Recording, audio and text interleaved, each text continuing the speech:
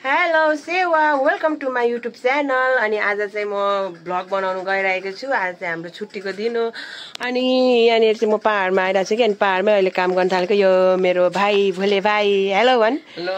अनि यहाँ चाहिँ हामी यस्तो रुमहरू भत्र गल्छ अनि दुईजना मिलेर बनाउने। अनि यहाँनिर माकुराको तालहरू के फोर्छ अनि मुनि तल के भन्छ बेडरुमहरू पनि मिलाउनु पर्नेछ। अनि आज चाहिँ म यस्तो ऱ्यान्डम जस्तो पाएँ त्यस्तै भ्लग बनाइरहेको छु। अनि त्यसपछि अब म के भन्छ सिक्दैछु भ्लगहरू बनाउनुको लागि। सबैजनाले हेरिदिनु होला। अहिले अब एकछिनपछि म सफा गरिसकेपछि भेट्छु। अनि यहाँ नामसङ राई चाहिँ कोहरूसँग खेल्दैछ। नामसङ राई कोहरूसँग खेलेछ? दादाहरूसँग खेलेको है। ओए हार्दिक हाई हेलो भन्न। हेलो भन् आरब। ल साथीभाइ बाल्टीभरि लुगा बोकेर लाग्यो। लुगा धुनु र लुगा पनि फेरि देख्न सक्नुहुन्छ थोरै छैन।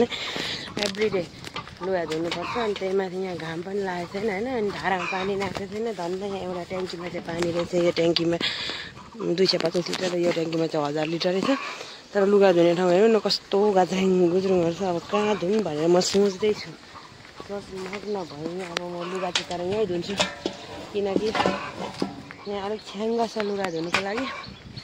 अनि अब पिरा पनि चाहियो। पिरा छैन कि यताउति काठहरू खोजेर धुन्छु।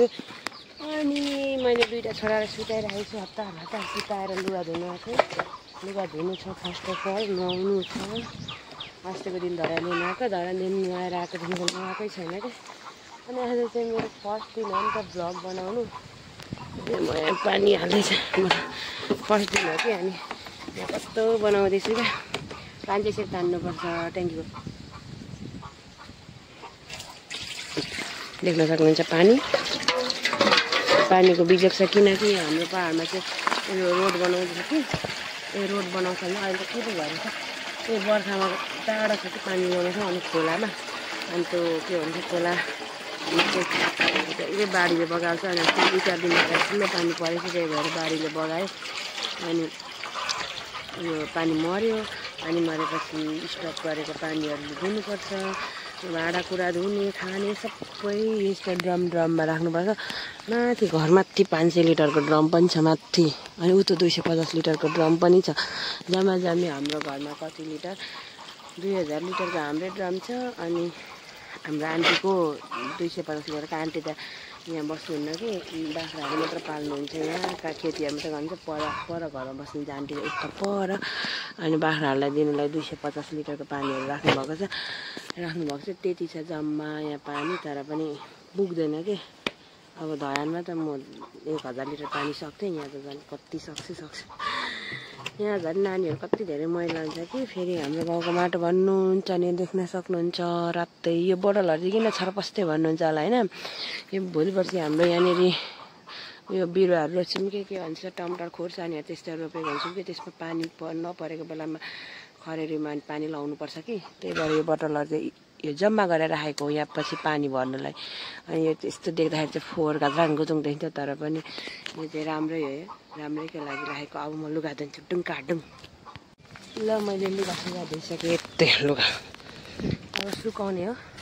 त्यसपछि नुहाएर अनि कोठाहरू मिलाउनु पर्ने छ। अघि सबै बिग्रेकोहरू। अनि त्यसपछि सकिन्छ मेरो काम आजको। देख्न सक्नुहुन्छ हाम्रो घरदेखि चाहिँ कोसी देखिन्छ कि। कोसी भन्नाले फेरि यो चाहिँ कोसी होइन सप्तकोशी होइन। सप्तकोशीसँग मिसिने एउटा नदी तम्बर नदी हो। अनि देख्न सक्नुहुन्छ यहाँ चाहिँ मैले लुगा सबै धोएर सुकाइसकेँ। यत्रो धेरै धुनु पनि बाफ्रे यत्रो धेरै धोएको छु। अनि यो लुगा धोइसकेपछि अब मेरो काम नुहाउने छ। देख्न सक्नुहुन्छ म चाहिँ नुहाइसकेँ। अनि नुहाइसक्ने बित्तिकै घाम पनि गयो। तर पनि गर्मीमा चाहिँ घाम गए पनि नुहाउँदाखेरि शीतल पनि हुन्छ मजा हुन्छ कि झन् धेरै। अनि म तपाईँहरूलाई एउटा कुरा देखाउनु आएको भन्नु पनि आएको क्या। गाउँतिर चाहिँ हेर्नु न जहाँ पनि क्या त अब केही कुराहरू किन्नु पनि पर्दैन प्रायः होइन। अब हेर्नु यो पैसा क्या। यो आँप पनि पैसा हो। पर रुद्राक्षको बोट छ पुरै फुलेको त्यो पनि पैसा हो। यो नरिवल यो पनि पैसा हो। यो केरा यो पनि पैसा हो। अनि त्यसपछि के पो देखाउनु त्यो लिचीको बोट चाहिँ उपतिर छ त्यो पनि पैसा हो। उता माथि हेर्नु भोगटेको बोट त्यो पनि पैसा हो होइन। जेमा पनि पैसै छ कि। अनि त्यसपछि अरू त अरू भइहाल्यो कि। त्यो भइहाल्यो। अनि अरू सब्जीहरू किन्नु पनि हेर्नु यो देख्न सक्नुहुन्छ यो टाकी यो हाम्रो एकदम मेन सब्जी हो हाम्रो। दाल जहिले पनि यो टाकीको सिजन चाहिँ वैशाख लागेपछि वैशाख होइन चैतमा पानी पर्छ अनि हल्का पानी परेपछि त्यस्तो रुख बनाएको हुन्छ होइन काटेर अनि हल्का पानी परेपछि चाहिँ अनि त्यहाँदेखिको के अरे त्यसको मुन्टा पलाउँछ त्यो टिपेर खान चैतदेखि टिपेको नन स्टप भदौसम्म यही टाकीको मात्र सब्जी खाएको तर नाक पनि लाग्दैन अनि अर्ग्यानिक पनि हो कहिले सबैभन्दा जे कुराले नाक लागे पनि टाकीको तरकारी तिनले चाहिँ कहिले पनि नाक लाग्दैन कि अनि अब मकै होइन मकै योपालि चाहिँ मकै अलिक राम्रो भएछ नत्र त सधैँ उसले खाइहाल्थ्यो क्या के अरे त्यो के भन्छ एउटा फौजी किरा कि के भन्ने किरा आएको थियो क्या त्यसले खाइहाल्थ्यो अहिले त तर यो मकैहरू पनि राम्रै रहेछ जे होस् अनि उतो डिलडिलमा चाहिँ बाख्राको घाँस हो नेपियर अनि हाम्रो चाहिँ बाख्राको घर उया माथि छ कि तर हामी बाख्रा पाल्दिनौँ किनकि 1 वर्षसम्म चाहिँ अहिले हाम्रो पशुहरू नपाल्नु मतलब चार खुट्टेहरू नपाल्नु भन्ने भनाइ हुँदो रहेछ नि त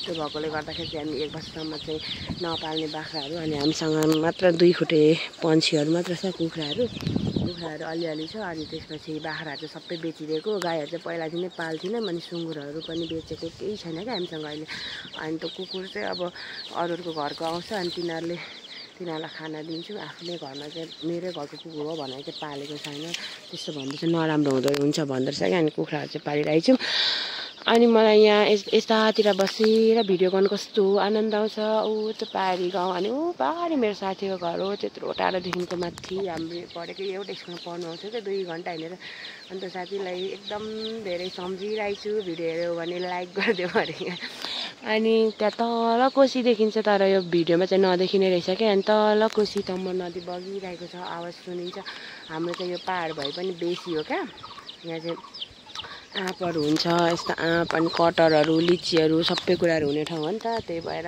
पहाड भए पनि बेसी हो त्यस्तो धेरै गर्मी पनि हुँदैन त्यस्तो धेरै जाडो पनि हुँदैन ठिक्कको मौसम धरानभन्दा चाहिँ अलिअलि शीतल हो नत्र भने चाहिँ धरानसँग सेम नै मौसम हो क्या अनि त्यसपछि आजको मौसम चाहिँ हाम्रो शीतल छ जेस अब यहाँ खेतालो छ हाम्रो घरमा अनि खेतालो गर्दा चाहिँ म चाहिँ मम्मीलाई एकछिन नानी छोडिदिइराखेर अनि नुहाइधुवाइ गरेँ नि यो बोतलभरि पानीहरू भराइदिउँ किनकि बर्खा लागेपछि हाम्रो पानी आउँदैन मर्छ अनि यो बोतलकै पानीहरू युज गर्नुपर्छ कति 1 महिनासम्म कहिले त मर्छ क्या पानी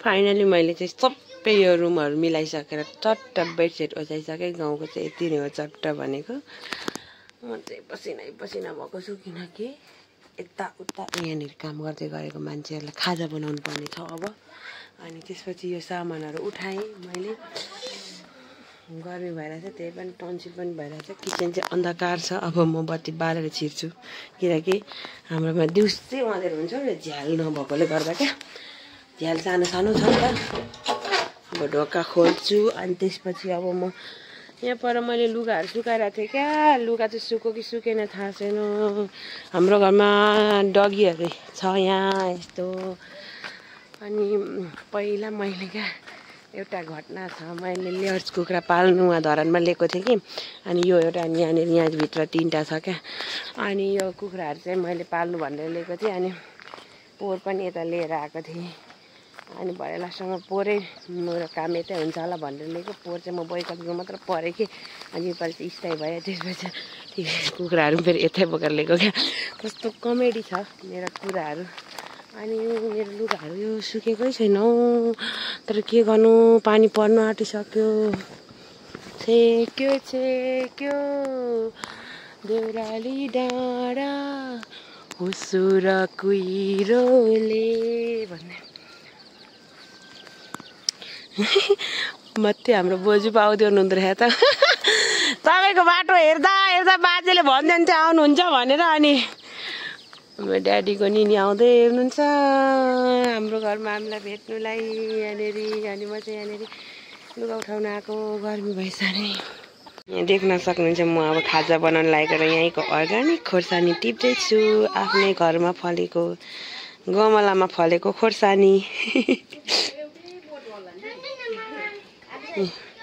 कस्तो राम्रो फलेछ जेन गाउँ हो नि त अनि गाउँमा त अर्ग्यानिक कुराहरू पाइन्छ क्या यति बेरसम्म भिडियो हेरेर साथ दिनुभएकोमा सबैजनालाई धेरै धेरै धन्यवाद थ्याङ्क्स फर वाचिङ सबैजनाले लाइक सेयर कमेन्ट सब्सक्राइब सबै गरिदिनु होला मेरो युट्युब च्यानलमा म चाहिँ नयाँ हो अनि आजदेखि मैले सुरु गरेको भ्लग बनाउनुलाई चाहिँ। त्यसपछि म चाहिँ अघि नुहाएको थिएँ कि, अनि कपाल सुकेकै छैन, चिसो न चिसो छ। अनि सनसेट हुनु लाग्यो। Bye bye guys, thanks for watching.